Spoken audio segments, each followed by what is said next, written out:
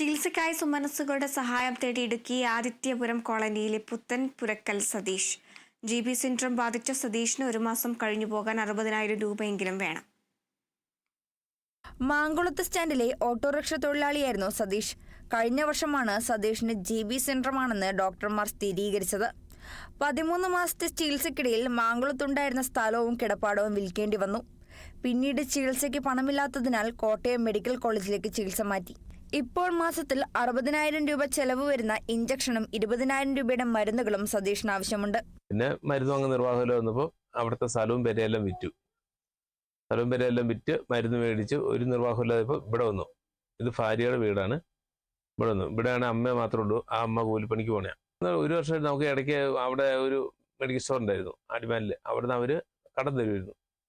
അതൊരു തുക, നല്ലൊരു തുകയായി. ആ തുകയായി കഴിഞ്ഞപ്പോഴത്തേനും അവരും മടിച്ചു. ഇപ്പം അതും നിർവാഹമില്ല. ഇപ്പം ഈ മാസം പോലും മരുന്ന് വാങ്ങണേ ഒരു നിർവാഹമില്ല. ഇനിയിപ്പോൾ ആരെങ്കിലും നമ്മുടെ ഇത് കണ്ട് ആരെങ്കിലും സഹായം ചെയ്താലേ ഞങ്ങൾക്ക് മുന്നോട്ട് ജീവിക്കാൻ പറ്റുള്ളൂ.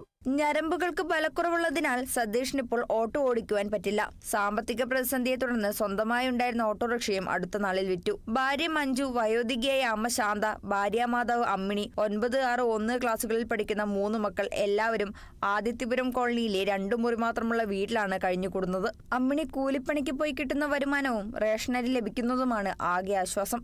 ജോലി ചെയ്യാൻ സാധിക്കുന്നവരെയുള്ള ചികിത്സാ ചെലവുകൾ നടത്താനുള്ള തുക കണ്ടെത്തുന്നതിനായി സുമനസ്സുകളുടെ സഹായം അഭ്യർത്ഥിക്കുകയാണ് സതീഷിന്റെ കുടുംബം.